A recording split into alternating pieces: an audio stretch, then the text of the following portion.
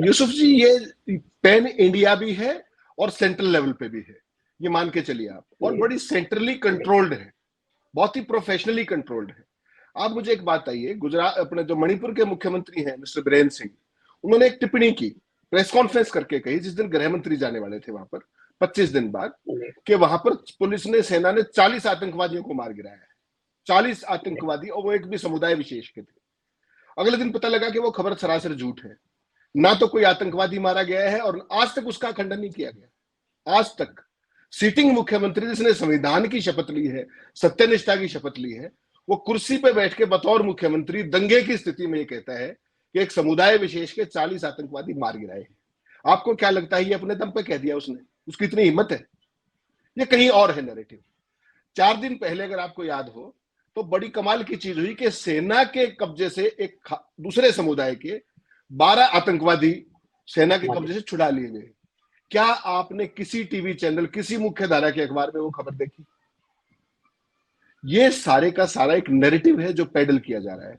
और जो फ्रांस के दंगे रोकने की बात है और जिस तरीके से यूक्रेन और रूस का युद्ध रुकवा देने के दावे हैं, तो यूसुफ जी इसके बिटवीन दी लाइंस देखने की बात है। और वो बिटवीन दी लाइंस क्या है?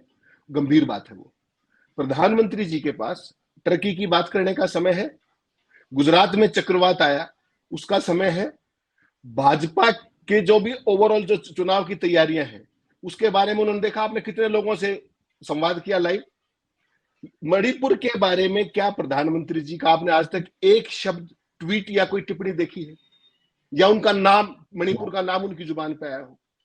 किसान आंदोलन 1 साल से ऊपर चला, क्या प्रधानमंत्री के मुंह से किसान आंदोलन का शब्द आया था? ये एक खास तरह की मानसिकता है कि किसी भी संकट को जब तक आप बोलेंगे नहीं, इसका मतलब यह है कि आप उसको संकट ही नहीं मानते, आप उसको स्वीकार ही नहीं करते।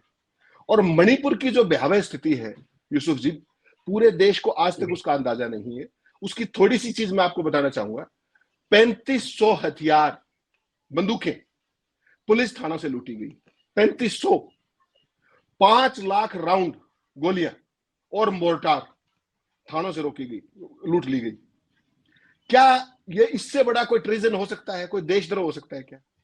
और वो सरकार 356 में क्या है कि लॉ एंड ऑर्डर मशीनरी का फेल हो जाना और पुलिस से इतने बड़े पैमाने पर हथियार लूट लेना और प्रधानमंत्री का उस पर टिप्पणी तक न करना आज तक, क्या ये लॉ एंड ऑर्डर मशीनरी का फेलियर का सवाल नहीं है? 356 का अगर ये आइडियल केस नहीं है तो क्या है? आज तक एक शब्द बोले वो? कितने मुकदमे दर्ज हुए, कितना सब कुछ हुआ, कोई चर्चा नहीं है कहीं पर।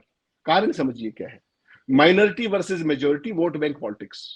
गुजरात में तो 5-6 दिन हुआ था, यहां तो 58 दिन हो गए। यहां 58 दिन। मणिपुर जैसी बॉर्डर स्टेट, नॉर्थ ईस्ट की सबसे मतलब उस तरीके सेंसिटिव स्टेट्स, क्या हो रहा है वहां? इसका मतलब क्या है? इसका मतलब यह कि यहां कहीं ना कहीं वोट बैंक पॉलिटिक्स है, जिसको सरकार, और इसको जैसे जब वाजपेयी जी ने कहा था कि मोदी जी जब गुजरात 2002 में गए थे कि राजधर्म निभाने का समय है, तो आज भी राजधर्म निभाने का समय है। राजधर्म तो आप तब निभाएंगे जब उस समस्या का जिक्र करेंगे, वो तो आप कर नहीं रहे। इसका मतलब आप समस्या को स्वीकार नहीं कर रहे, और जब तक स्वीकार नहीं करेंगे तो उसको एड्रेस कैसे करेंगे? एक बार फिर याद दिलाना चाहूंगा, जब आतंकवाद का बीज पंजाब के अंदर पनपने लगा था, इंदिरा गांधी प्रधानमंत्री थी, उन्होंने अपनी ही पार्टी की दरबारा सिंह की सरकार को बर्खास्त किया था। सारे वरिष्ठ साथियों को याद होगा। 1 मिनट में 356, उन्होंने इस्तीफा नहीं लिया था, 356 लगा के बर्खास्त किया था, राष्ट्रपति शासन लगाया था। और ऐसी परिस्थिति में यही किया जाता है। आप मुख्यमंत्री को इतना लॉन्ग रोप नहीं दे सकते हो कि वो सत्ता में बना रहते अनाप शनाप कुछ भी बोलता रहे वोट बैंक पॉलिटिक्स के लिए। आज इस संप्रदाय के खिलाफ खास तौर पे एक टिप्पणी करते हैं वो। और जो मोदी जी जो कहते हैं डबल इंजन सरकार, उसका बहुत ही शर्मनाक प्रशासन हम देख रहे हैं मणिपुर के अंदर, जो वास्तव में डबल इंजन ना होके मणिपुर के लोगों के लिए ट्रबल इंजन सरकार है। इससे बड़ी ट्रबल क्या है कि उनकी, वो अपने घरों से बेघर है, हजारों आदमी शिविरों में रह रहे हैं। और मीडिया की जो आप बात कर रहे थे, मीडिया की तो मतलब मीडिया पे तो रहम खाना चाहिए। फ्रांस के अंदर योगी जी चले जाएं, आप कल्पना कर सकते हैं क्या? योगी जी का मॉडल देखा आपने बुलडोजर का? कोई कायदा, कोई कानून, कोई नहीं, कोई पकड़ा बुलडोजर चला दिया।